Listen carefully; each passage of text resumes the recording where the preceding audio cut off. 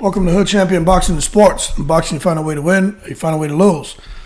Please like and subscribe if you enjoyed the video. Also consider donating to the channel. Now let's jump into it. Boots Ennis, amongst other fighters, and boxing experts, and just a lot of people in the overall boxing community, man, they feel that Earl Spence is just done at 147, right?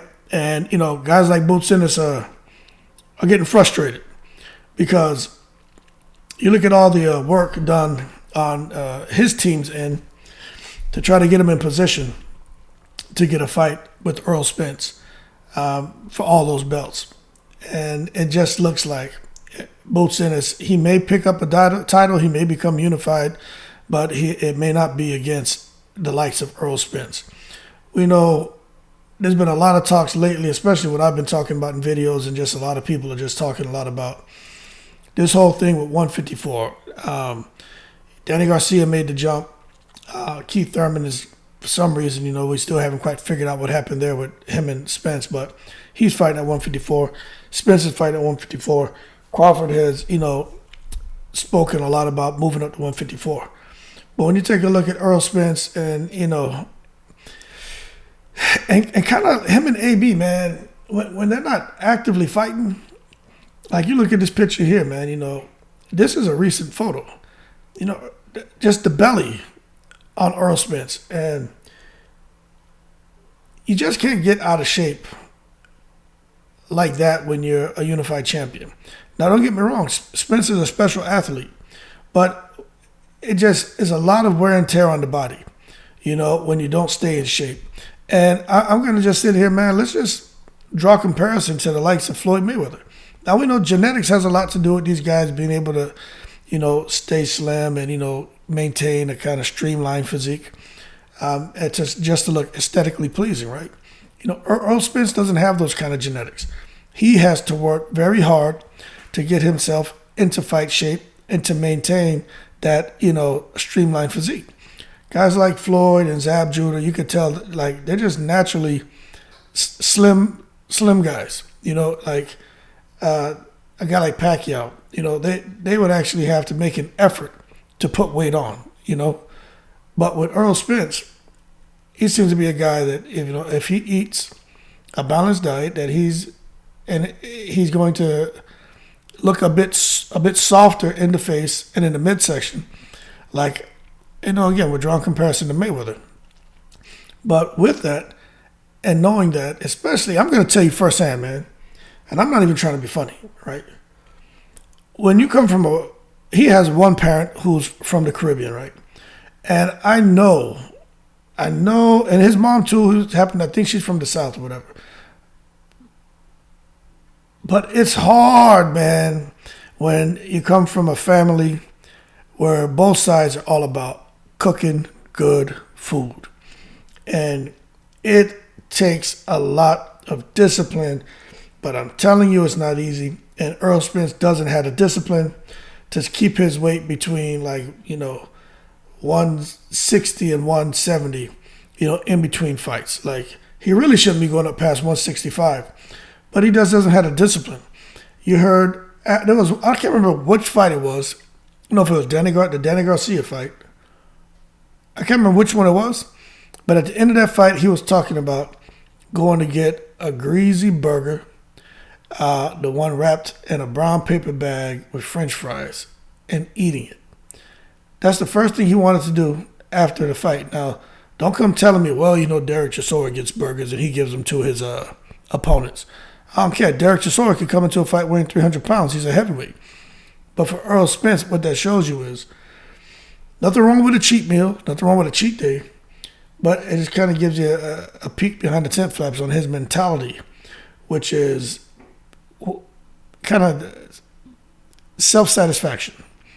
Okay, so whether it comes to food or whatever it is, he's going to kind of do what he wants, and he has the discipline to come now and work very hard to get it off. But he's even gone into interviews and talked about how difficult it is and how hard it is for him to damn near starve himself to get that weight off of him, and how he never wants to put himself through that again. But you look at these pictures that are, emerging, makes you wonder, if some of that discipline is start to kind of erode. And as a result, he knows maybe he can get away with allowing his weight to kind of balloon up to 180, 190, and then he can cut down comfortably and get to 154. And then after 154, that's where the real struggle begins. And maybe that's why with a guy like Errol Spence, you may not see him get down to 147 ever again, because it's like, again, it's just torture for him to get to that weight. So with Boots Ennis watching, these other up-and-coming 147-pounders who are right there on the brink of getting their title shot, you can't help but sense and understand their frustration. But at the end of the day, these fighters got to do what's best for them.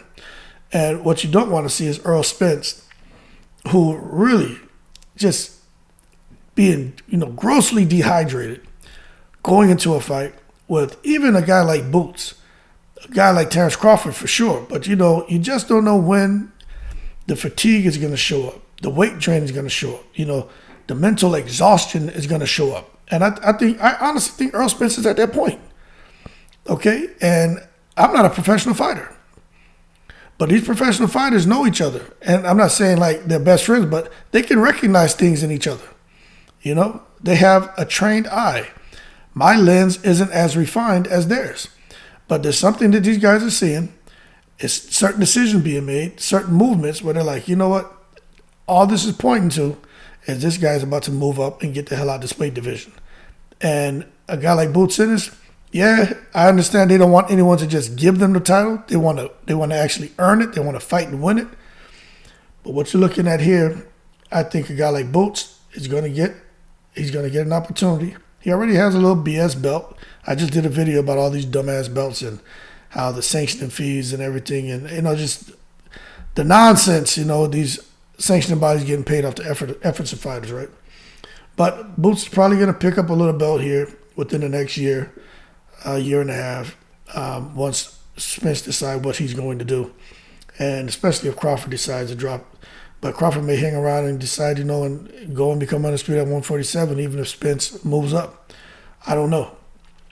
But you're going to see guys picking up belts, because I honestly, okay, we already talked about what's going on with Spence and Thurman, but you look at here in these recent photos and just the kind of shape the poor shape he's in right now, it just makes you wonder his dedication, man, and his focus. That's all I'm saying. But that being said, Boots Ennis, he needs to get to work. He needs to get his mind off Spence, even though he's saying he still wants Spence. I just don't think that he's going to get that opportunity. More and more, the indicators and signs are pointing towards Spence bubbling up to 154, because I tell you, his belly is already north of 154 for sure, and he's got some work to do. But that being said, y'all keep cool. Shout out to the veterans, all 7 continents. Boxing is great. Boxing is life, man. But for Errol Spence, and for what we as fans want to see, I just don't think we're going to see Errol Spence get out there and bang with some of these young up-and-comers. And I don't think we're going to see Errol Spence and Terrence Crawford fight either. Like, I just don't. And something else I'm going to say, it may be a medical condition for Errol Spence too, to where he's been stripping all that weight off and being, for 10, 12 years at 147, a weight he shouldn't even be at. It could be adversely affecting his health. The man had the issue with his eye, a couple car accidents. Who knows what it does to his body when he has a drain down to 147. So it could be, medical advice by the doctors that, hey, the sweet spot for you with your, your whole skeletal frame and everything going on with you inside your body, man.